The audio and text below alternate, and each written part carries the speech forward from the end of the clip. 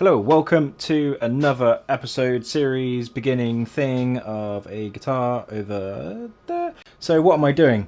I am back after the Birmingham Guitar Show. It went very well. It took me a while to actually sort of decompress and gather my thoughts to what I was going to do next. And I think I'm going to make another 8-string. One of the instruments I took to the guitar show was the show special, which actually sold on the way there, but the client was happy for me to still show it without people touching it. And this was one of the guitars that had the Riviera bridge with the lonely saddles, and I want to redo that but on an 8-string because it adds a sort of simpler look instead of an overhang, and it just tidies up that shape really well. And that kind of got me thinking, because I radius the top of my guitars to kind of eliminate the forearm contour as a separate feature, and it gives a little bit of radius, it's a bit of weight relieving, blah blah blah. I'm doing something a little bit different. So off the shelf you can't get, for this scale length 8-string, the correct string spacings and the angle that I wanted to go to. Now the previous one was 10 degrees and I think it was a 71.6, which for me, visually looking at it, just wasn't enough pole spacing. So I've now made a custom one that is 76. And obviously no one makes a 76 off the shelf, so it's full custom time. Custom bobbins, custom keeper bars, custom bass plate. And because I want this guitar to be really nice and sleek and sort of low profile, I guess, I'm going to make a custom pickup cover which will complement the whole radiusing as well. And then something that I've not seen done on a guitar, at least not on a modern instrument. 8-strings are one of those weird ones where I think most of what people are going to run through is a quad cortex, some form of modular, and most of it's all going to be timed in with MIDI for all their inputs, modulation and everything. So really the controls on the guitar are going to be very minimal. For me, when the guitar is all radiused and everything, a control knob, as small as they are, does sit quite proud, especially when you add like a split coil function.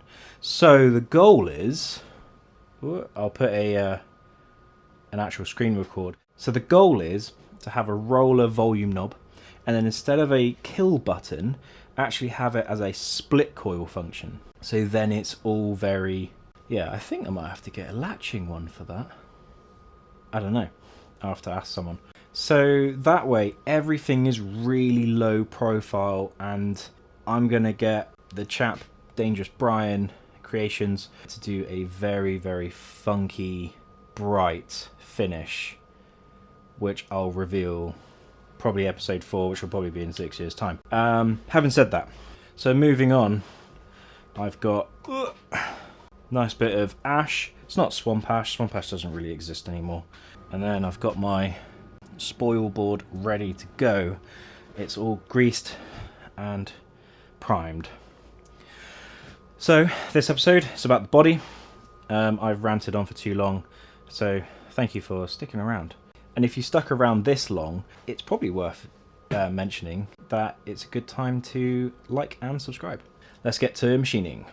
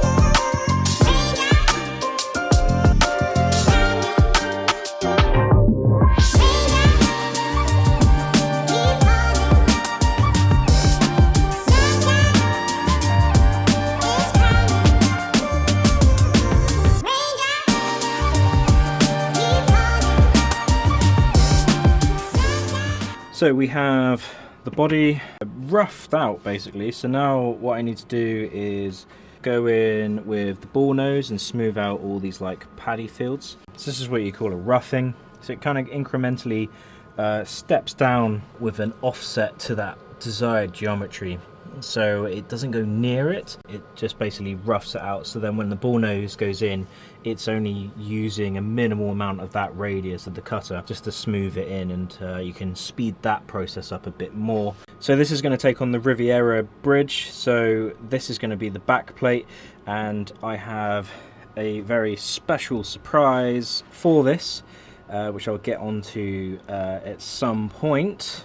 Those back plates and the pickup itself. So now it's about finessing the back contours.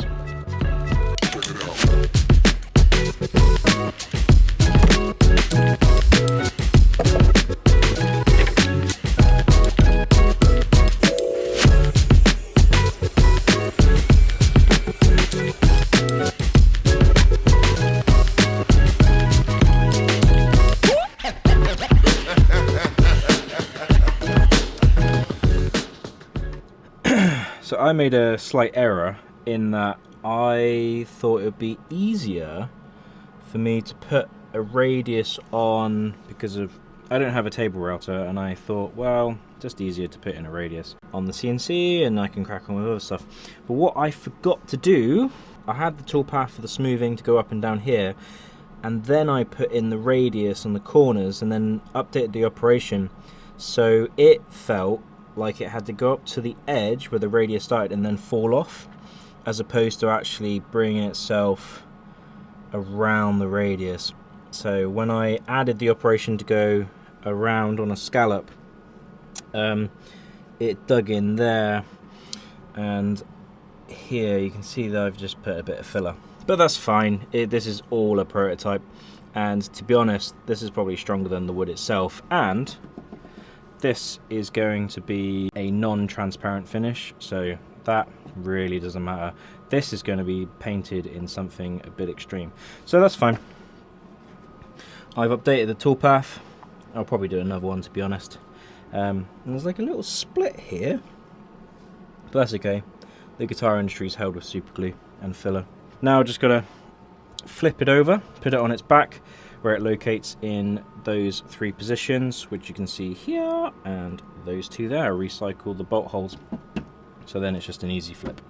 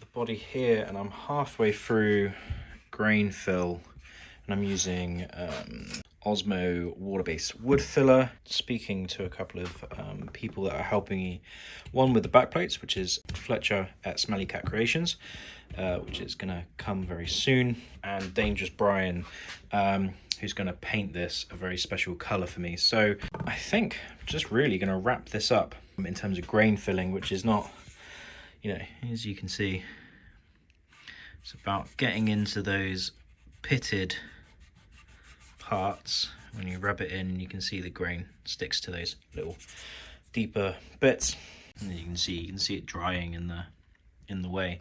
So tomorrow, leave it overnight to dry, because it's whatever time. Yeah, finish this off, let it dry, and then I'll pick it up tomorrow for more sanding. Sanding.